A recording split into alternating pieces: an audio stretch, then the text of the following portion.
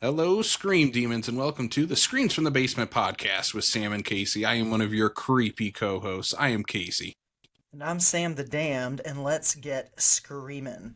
Let's get screaming as Fantastic Fest is celebrating 20 years of genre defining and horror trend setting with this year's festival taking place September 18th through the 25th in Austin, Texas. And on this episode, we are joined by the creative team behind the excellent horror comedy Bad Haircut, which is having its world premiere at Fantastic Fest.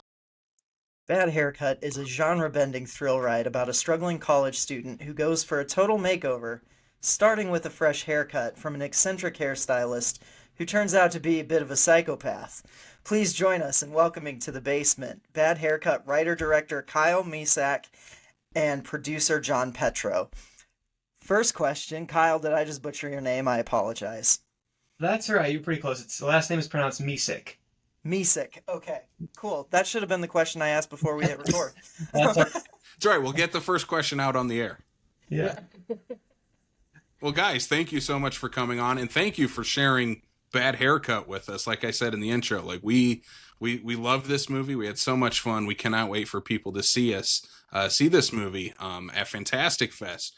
So, I'm going to throw it to Kyle here because this is your original concept, your idea you came up with, your original screenplay. Walk us through this entire movie from the original concept of coming up with this idea to writing, to getting Jon on board, to the casting, to shooting, to here we are today. This movie's going to premiere at Fantastic Fest. Kind of walk us through a little bit of that journey. Wow. Yeah, for sure. Well, thank you guys for having us. We really appreciate it. This is exciting to be on with you guys. So, yeah, Bad Haircut is really an idea that stemmed from a barber that I had in college in real life. And he was just this very eccentric person, big personality, just bizarre. And every time you'd go, my friends and I would go, it was always just something different, a story you'd have to tell. And so for me, it felt like this guy he always felt like a movie character.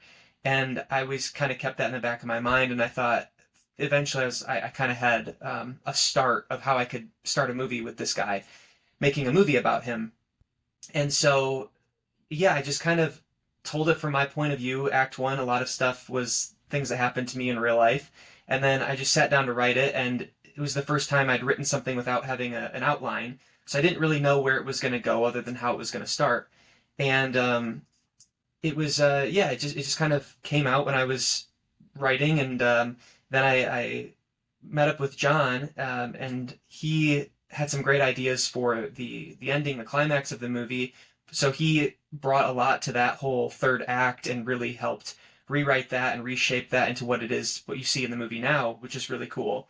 And so we had a lot of collaboration throughout pre-production, figuring out how to make the script better, what we could do to tweak it and enhance it and all those kinds of things. And when we started casting for it, it was that was quite the process because we auditioned a lot of different people. We were looking at tons of different actors and eventually landed on through a whole long process. We could tell stories and stories about that whole process because that was a year and a half long period of time, and that all happened after we'd gotten our investor, which was a whole other story. But yeah, once we kind of found the people that we felt had kind of that magic and were the people that we were looking for those key roles, primarily Billy, Sam, and Dee, we wanted to get them together and really or Sonny, Dee, Billy, and Sam, the four of them. We wanted to get them together, and so Jon had this brilliant idea to do what he coined a cast retreat. And so a few months prior to shooting, we got all of them together and spent 5 days with them on a lake and had campfires and did all. It was kind of like the high school experience sort of a thing where we just all hung out and stayed up late and made s'mores, had campfires, went on the lake, went boating, we had activities planned for every day. We did table reads of the script and then just really created a bond and a chemistry between them. So a lot of the stuff that happened when we were filming was there was a lot of improvised moments and things that happened during the cast retreat from this friendship that they built, which was really cool because then it felt like they didn't have any reservation holding back when it came to poking fun of each other on camera, on set. There was no holding back, and there was really this strong bond. Even today, they're super close.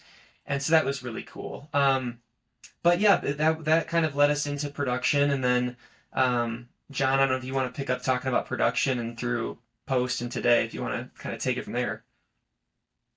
So much.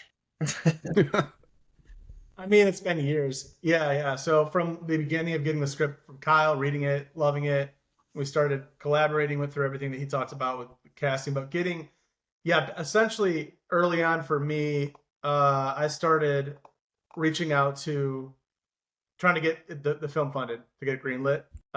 And so that was the whole process, just reaching out to all kinds of different people and from different backgrounds who we thought maybe would be interested in something like this. And we were really fortunate to find our investor for Bad Haircut. He was like it was best case scenario. We had one investor.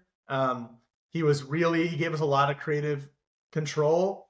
And he's been an amazing partner. So that allowed us to move forward. And that whole process took time as well. We met with him a number of times.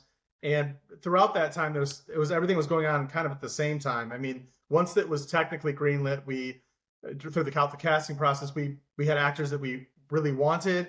We have, like Kyle said, a lot of stories. We went to New York City and met with an actor that we really wanted, but I don't know how much I can really say honestly publicly, but we spent some time with someone and it was wild. Someone that we had admired and really wanted to be in the film. We had another actor, Goran.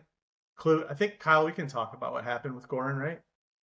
Or I don't know, publicly maybe not, but anyway, so Frankie Ray, who ended up playing Mick, we had been building custom sets. We found a warehouse, started doing all of that. We sourced props from all over the country. Everything is handpicked based on Kyle's color palette. Our production designer, Don Chase, was awesome. But we were a combination of eBay, but also driving to a number of states to get everything was handpicked that's in the film, everything.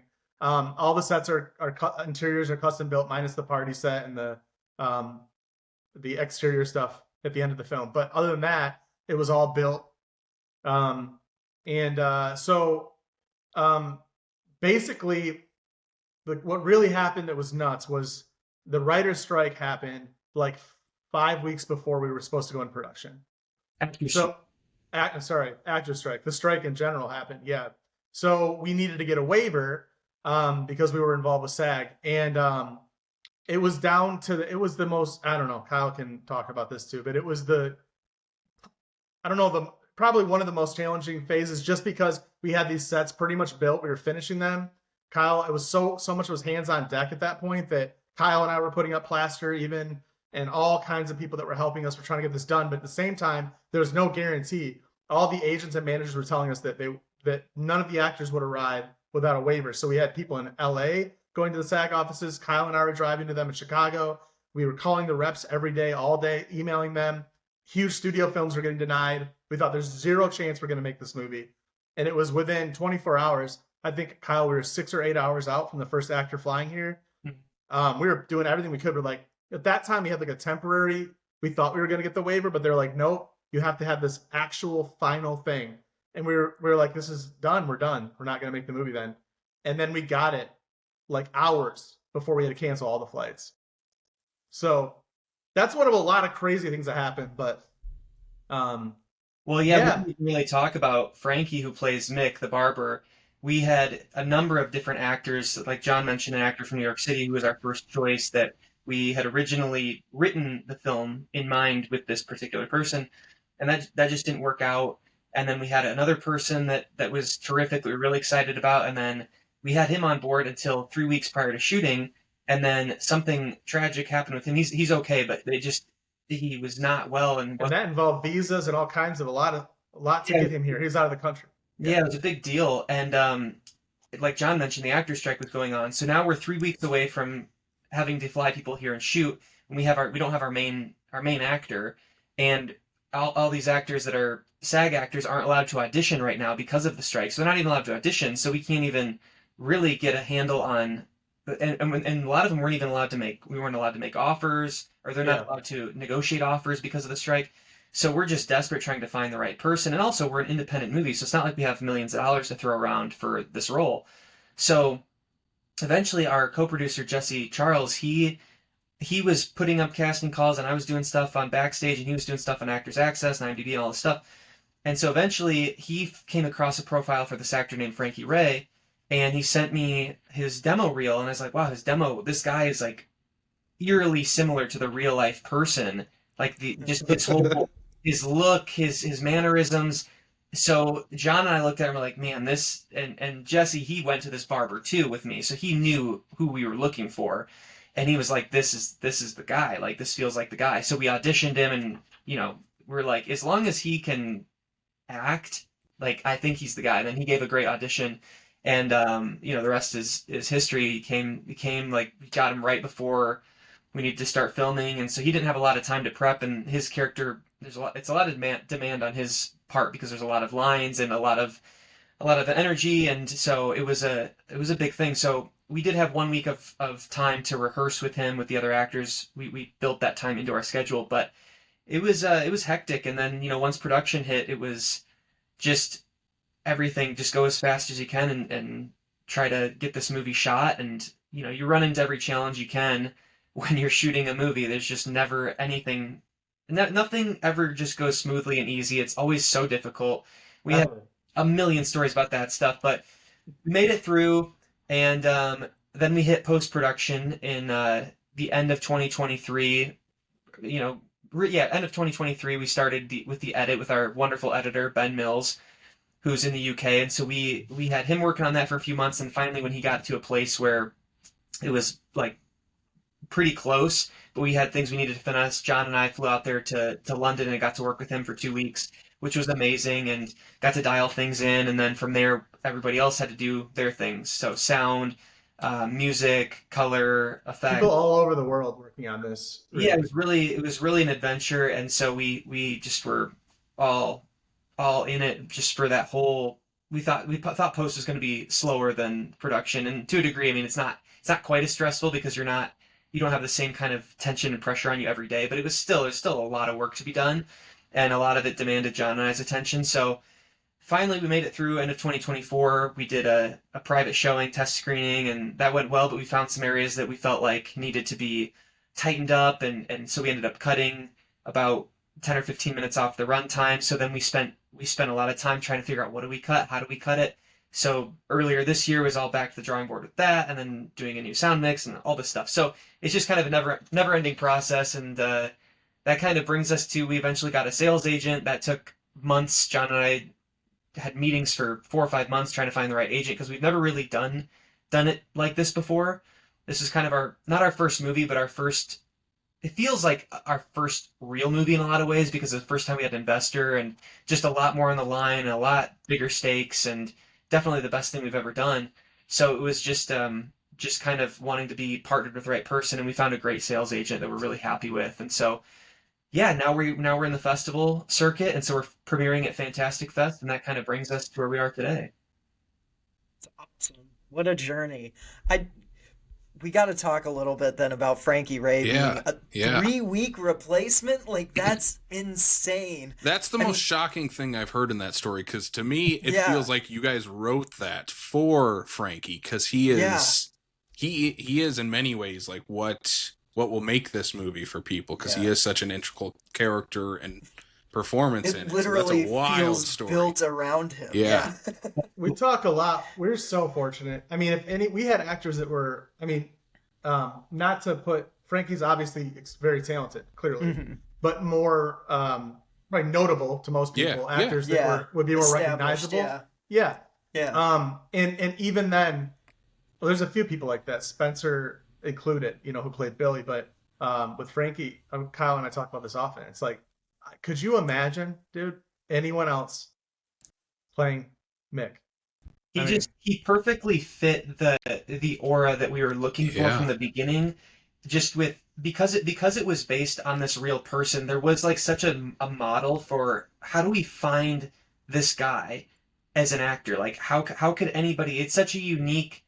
It's a unique look that Frankie has, and it's a unique kind of presence and aura, and just all the things that he does in the movie. It's like he was very just attuned to who this character was, and so he was able to really channel that and give us the performance that we were looking for. And then his counterpart, Spencer Harrison Levin, is just absolutely amazing, and I feel he never gets enough credit because he's playing like the everyday man, whereas Frankie's playing the eccentric, wild one that gets a lot of the attention. But had it not been for Spencer and his how he carries himself and how he portrays that role and makes it so believable but yet so funny, he really balances that well with Frankie. And so I thought they've had a great kind of screen presence together, which was neat to watch. But Yeah, Spencer's absolutely mind blowing. I mean, he's one of the most talented actors I've ever met in real life and worked with. Like, he is insanely talented.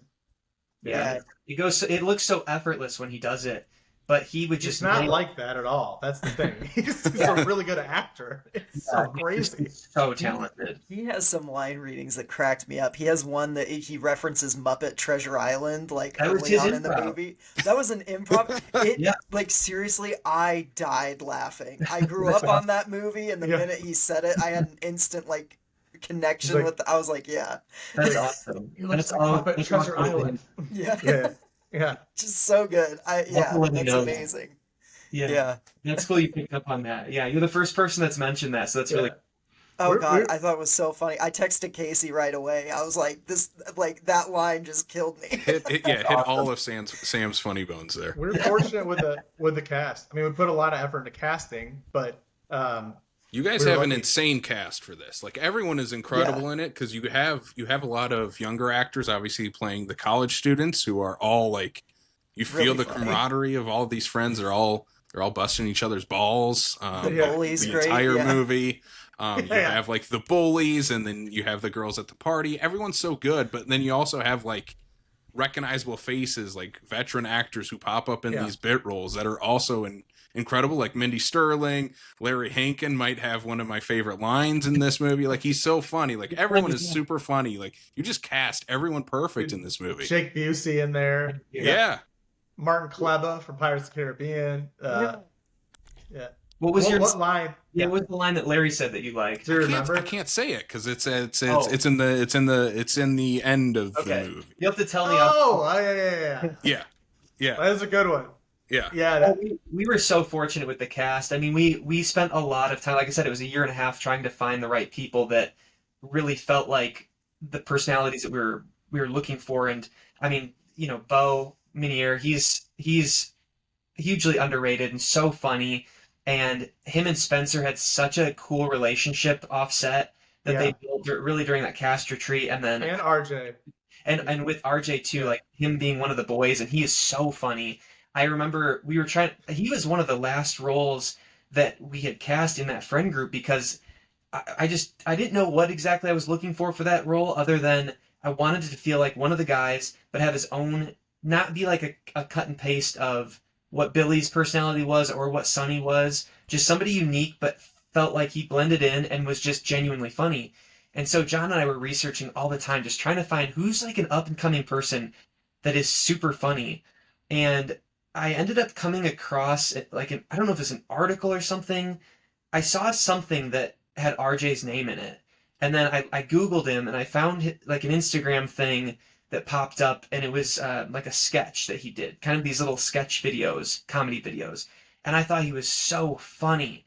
And so I was like, man, John, like this guy is hilarious, but the question is, can he act? Like, can he actually, pull that together for on camera? So we reached out to him and asked him to audition, and he just completely nailed it. And then to see him, still not sure, like, how's he gonna jive on set with these guys, but he was so natural. He brought so much improvisation and just was always so natural, and he brought his own flair to things. And same with, like I was mentioning with Beau, he had so many improvised moments and lines, and they just riffed. They had so many things that they came up together, like whole scenes, like that, the scene where outside of the shop. I won't say like what happens, but you guys know when they all come outside of the shop at night. That whole scene was not, the whole scene wasn't improvised, but they came up with that scene. It wasn't. Tribe. Yeah. And so they came to me and were like, we feel like we need this moment, and here's kind of the general gist of what it would be. So, I took that idea and kind of wrote up a scene, and then they made it their own, and then that made it to the movie. We added a whole production day just to shoot that. but they contributed so much. And then Nora, she was such a trooper. And again, like our production designer Don Chase had discovered her on TikTok, of all places, and we're like, a TikTok actress, I don't know, like that's not quite what we're looking for, but like she showed me a video of her, and I'm like, well, she does have the exact kind of look and voice that I'm imagining. So let's reach out to her and let's audition her and kind of put her through the ringer there. So we gave her 2 scenes that were kind of more difficult scenes that aren't in the script, but were just made up. Crying. Yeah. And so I had to have her cry and all this stuff, and she just it like blew us away. We're like, wow, I mean, one of the better auditions, like a phenomenal audition. we're like, this is crazy that she has this kind of ability. Like she was just amazing. So we're like, we have to cast her. Like she's amazing, and she fits that tone without feeling too much like a damsel in distress. Having agency and feeling like she wouldn't Hold be her own. yeah, that she could hold her own and all that kind of stuff and contribute, and she was amazing. So again, we were just so lucky. And then Also, go ahead, John. no, it's all great people. I mean, like we were so like Kyle mentioned before we did the cast retreat, and we did a couple of those. We did one after. We're all on group text together. Like I just talked to Nora yesterday. Kyle's talked. We all are in touch all the time. We're all friends, and the cast they're all close. But we were so fortunate because with that cast retreat, it's like, all right, you take people for 4 or 5 days we don't know each other with differing and their actors. It could have been a recipe for disaster easily. And we were so fortunate. They're all such good people. We were really fortunate. They're awesome people. So I mean, we got lucky with some of the veteran people that you mentioned, like Larry and Jake and Mindy and Martin. And I mean, even Martin, it's like he basically did that as a favor, like we got so lucky. I don't know how much I can say about that whole process, but he was just incredible, and so thankful that we had him on board because he was there for quite a long time. It was like 2 weeks of his time to be there for us, where some of the other people were there for 2 or 3 days or a day even. Got Kevin Dunn in there. What's that? You got Kevin Dunn in there. Yeah, Kevin Dunn did a voiceover for us, which was really cool because I grew up with Transformers, and he Mr. Witwicky, and it was cool to just have him even just do a voiceover and be that cop on the phone. It was pretty cool. So we were just super blessed with all that stuff. Yeah. There's one movie in particular I want to bring up quick because I think, Kyle, you're probably around the same age as us, and you mentioned another movie I think from right around the same year, Transformers. But was Superbad an influence on this movie? Because I feel a lot of Superbad with Don't Breathe in this. Like, if you brought those characters into Don't Breathe, that feels in many ways what your movie is. That's funny. I've never seen Superbad actually, so I don't know. I think, John, have you seen that movie? Oh yeah. Okay, I'm not familiar with it, so I can't really speak to that, but I can see some of the similarities. I think some of that was the chemistry and a little bit of the improv mixed in there, some of the jokes probably. Yep, exactly. Like they similar all feel humor. The three friends, the 3 guy friends feel like real friends, much like that movie Superbad, where that's a thing that's so hard to do, where you're like, many times you'll watch a movie and you're like, how are these people friends? Yeah. And you never feel that at all in this movie. You're like, yeah, of course these guys are friends. Well, that's what was so cool about the cast retreat is when we were there, I told John, I'm like, that was one of the most fun weekends I've ever had in my life, because just with the 4 of them, particularly like Bo, RJ, and Spencer, just ripping on each other the whole weekend. It just was, they were making me laugh so much, just constantly just jabbing jokes at each other. After the first day, they were comfortable with each other. And so then we were like, hey, on some of these scenes in the movie, like, we're going to turn the camera on and we're going to roll it for like however long, just improvise. And we want what you guys did in that cast retreat. Like, don't hold back. You guys know the general of what the scene is about. Now make it funny. Do what you guys do. And so it was so fun to be able to do that. And both say to Spencer, which time? He's like, Spencer, you look like you look like Justin Bieber's video. He said you look like Tony Hawk's videographer, and then you look like a backup guitar player for Three Doors Down. Like, it's just like all. You look like an intern writer for the New York Times. Random stuff. So they back and forth. And it But just then we realized we're like, they can do this. Like they we're can do like, this. we are set. Like we are so Yeah. lucky that these guys are Yeah. genuinely hilarious. They can make us like I'd not laughed that hard since I can't even remember when. Like just that that feeling when you just are in class and you're not allowed to laugh, but it makes things funnier. It's like that Yeah. sensation of oh my gosh. I But think like to influences, I kind of the biggest influence movie for me on this was a movie called Disturbia. I don't know if you guys are familiar with Oh that. yeah, Fuck yes, love Love that movie. Disturbia. Okay, so Yeah. for me, yeah, that movie was like I wanted to be Shia LaBeouf in that movie when I was a kid. It was like the coolest thing, he's like under house arrest. There's the pretty girl next door. It's the whole like spying on the neighbors thing, and that was really where the genre blend for our movie came from. Was I wanted to do something that was a thriller but had that comedy aspect to it, which I knew came from the casting that was all Shia LaBeouf, and then the kind of that romance thread. And so John and I were fortunate enough. I tried for a long time and eventually was able to get in touch with the guy who directed Disturbia, DJ Caruso. And I got a chance to talk with him quite extensively about our movie and just, kind of fangirl over Disturbia and Eagle Eye, another movie he did. And I asked him, I was like, I'm having such trouble casting the role of Billy in this movie because what I want for this movie is a 19-year-old Shia LaBeouf. I want what you had in Disturbia. And he was like, well, when I was making Disturbia, he said, I wanted 19-year-old John Cusack. But 19-year-old John Cusack doesn't exist anymore, or didn't exist anymore. And now 19-year-old Shia LaBeouf doesn't exist anymore. I had to find a new John Cusack, and you got to find the new Shia LaBeouf. And so it was kind of like, wow, like that's pretty cool. So then it was like, all right, well, this is a really tall order. Like it's really hard to find someone that is not only like an incredible actor and talented and can have that dramatic believability, but also I think even harder than that is trying to find someone that's genuinely funny and can carry that kind of tone and just not feel like it's forced, but just really have an innate sense of humor that like Shia LaBeouf did, or John Cusack, that can kind of transcend that. And we were so fortunate when we found Spencer. I found a commercial that this guy was in. I'm like, this guy's really funny. Like, I'm gonna reach out to him, and then had him audition, and we're like, I sent it to John after I watched it, and he just responded. He was like, "Bro, ... and we just knew that this was the guy. So, Disturbia was definitely a huge influence on us for this movie. That's awesome. Yeah, big fans of that movie on this show. That's cool. That's awesome. Yeah. I feel like I have to bring up one more sequence. The opening oneer through the party that you guys do. I love one shots. I love when movies open with them. This one is amazing. I love Thank you.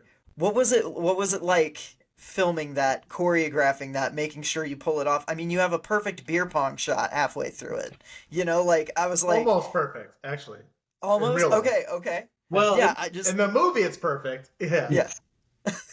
well, the Wonder actually, that whole kind of sequence was originally much lamer in my original script, and John was like, "This needs to be like a sweet party, dude. Like, this is." I had it written like as a small little house party, and he was like, "No, we need to make this like A rager. A rager. It's sort of Yeah. idea. John's idea to do the Wonder. So, John, you can talk about that and how we pulled that off. Yeah, well, it was really hard. But Kyle had a connection with Irf, a friend. We were super lucky with the location because hopefully it shows that way in the film. But it is a really cool location in real life. We wanted something. We looked at a lot of spots and campuses and like fraternities, and nothing was. We kind of knew we wanted a pool and some of these key things. And we just weren't finding it. And Kyle can speak more to how he found Irf's house, and we were very fortunate to be given that because the ask was insane. We had hundreds and hundreds of people, right? But we wanted to. It was tough because we needed hundreds of extras, and we needed them for three nights, and we needed the weather to cooperate because people had to be in the pool, and because it's a water outside, and so there was so much at stake, and we got really fortunate with a lot of that, but it was tough just to make sure we got everyone. We were doing everything we could with running social ads, going on the news, doing press to just try and get people. We're making a movie, do you want to? But then we realized we're getting all these inquiries through our website. We're like, oh shit, like we're gonna end up with. We can't have people actually getting hammered and all this liability and we were actually started getting concerned about like real college kids that were reaching out that were going to come there and potentially. It's still a set. Like we needed control, right? Yeah. And so we decided to make it more difficult with a few different steps. So when someone would inquire through our website, they would have to upload a video, a picture, and I think Kyle give a written reason as to why they wanted to participate. And there's like a whole form of stuff like what's your age, your birthday. Like we needed to vet people because Yeah. this, like John said, this is a huge ask for these people. Like we were so fortunate that the owner Irf and his wife Janine that let us use this house because it was 3 nights of filming, but also two nights of or 2 days of pre-rigging the house with all these lights. So it's basically 5 days. And then Cranes in their yard, shut down the neighborhood. Cranes in the yard, like the whole neighborhood. I mean, we had about 250 people there for those 3 nights in a row, and it's all night. Like we're filming all night long, and it's just insane. Like these people, these random strangers are coming into your house. You got hundreds of them. We got porta potties out back, like just a mess.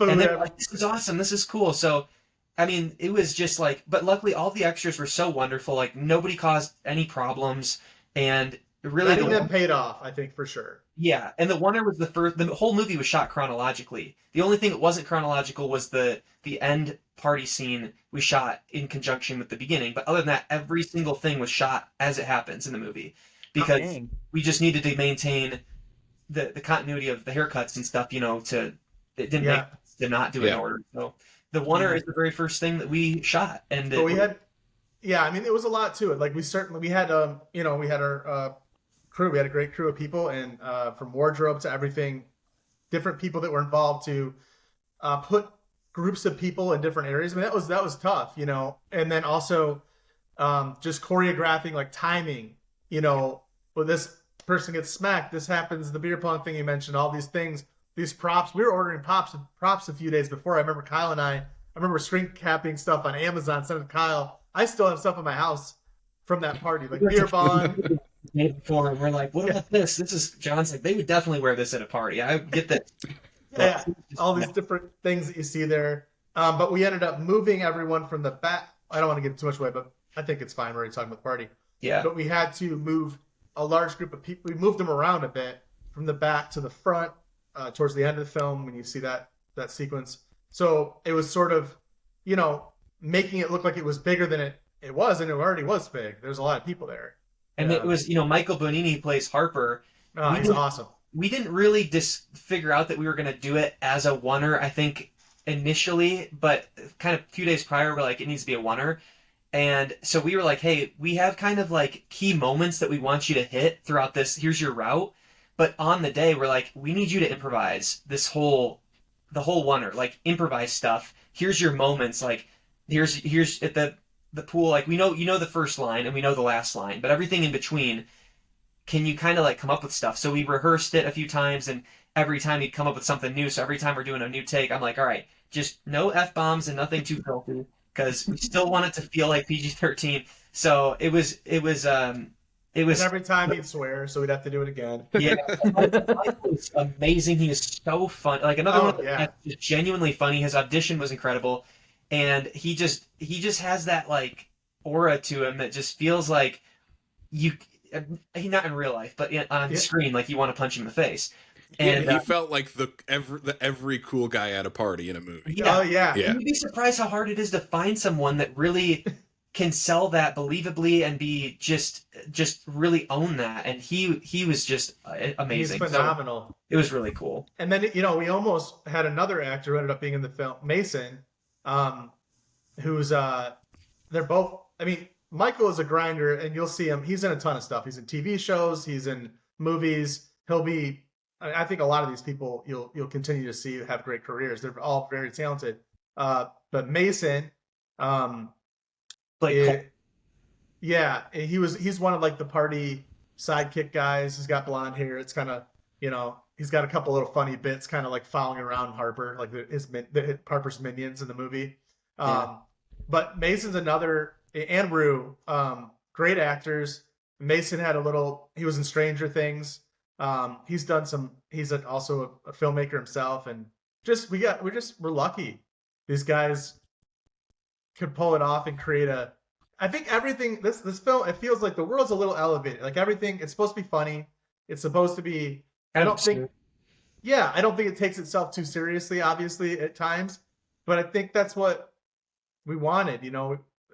Where you can allow that and enjoy that for what it is. And I mean, I think Michael Bonini's character contributes to that well. Harper in the Yeah, movie, Yeah. Uh, absolutely. Yeah. Yeah. Well, we are so excited for everyone to watch Bad Haircut. I'm sure you Yeah. guys are as well. So I'm Yeah. gonna leave us off with one last question because, like, honestly, we could keep talking because I love all these behind the scenes stories. But we got to leave you off with one question. Kyle, I might know your answer to this already, but we're gonna ask it. We love double features on our podcast. We pair every movie we talk about with another movie for a double feature. So if people are gonna watch Bad Haircut, what movie are you going to program either before or after watching this movie for the ultimate double feature? I'll throw it to Kyle first. Wow, that's an interesting question. I never thought about that. Uh, Man, I mean, the one that comes to my mind right away is, like I mentioned, Disturbia, just because that's kind of what this movie was not inspired by in terms of like a story, but inspired by in terms of the tone and like me as a filmmaker, and ultimately one of the core reasons I wanted to make this movie. I wanted to make something that was like for middle school me, middle school, high school me, where it's like just all those things, like the suspense, the romance, the thrills, the comedy of it.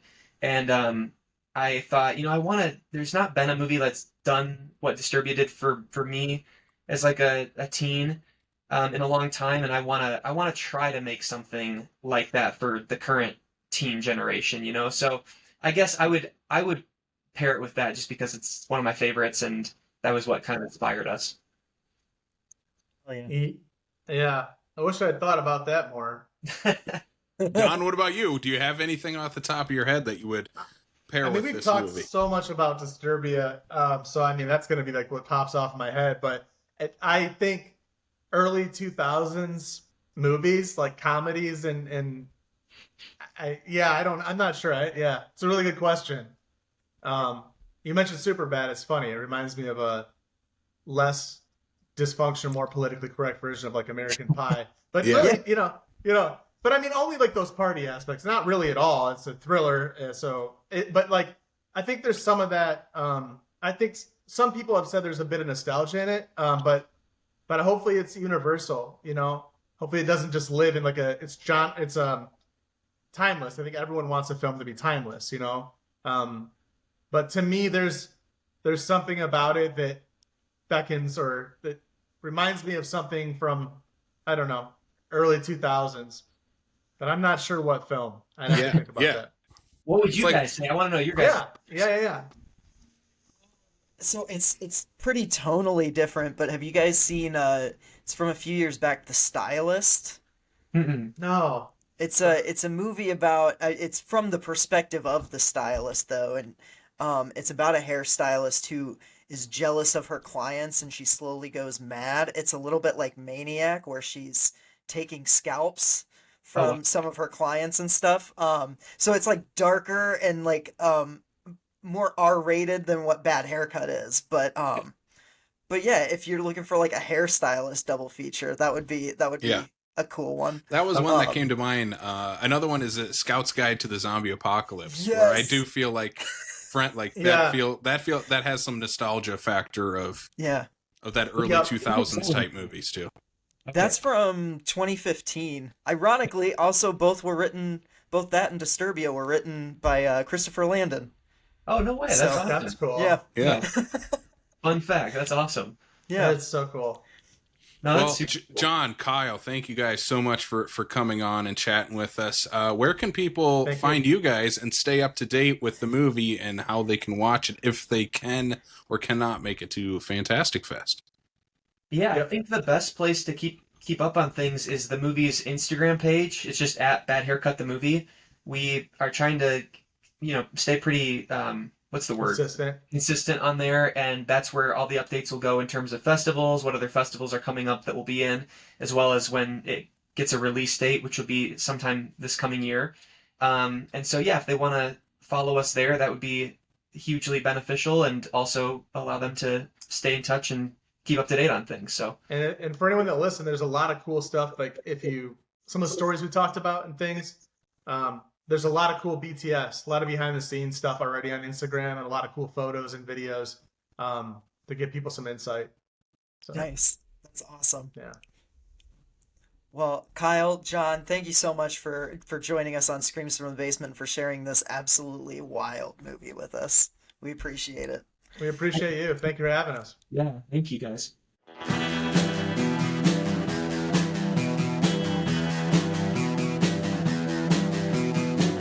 You're listening to the Prescribed Films Podcast Network, home to hundreds of hours of free podcast entertainment. The shows on this network all have a common goal: providing you with the best discussions about movies and other forms of entertainment media. The PFPN hopes to fill your earholes with audio joy. Visit our website with links to all the other amazing shows at www.thepfpn.com. Thanks for listening.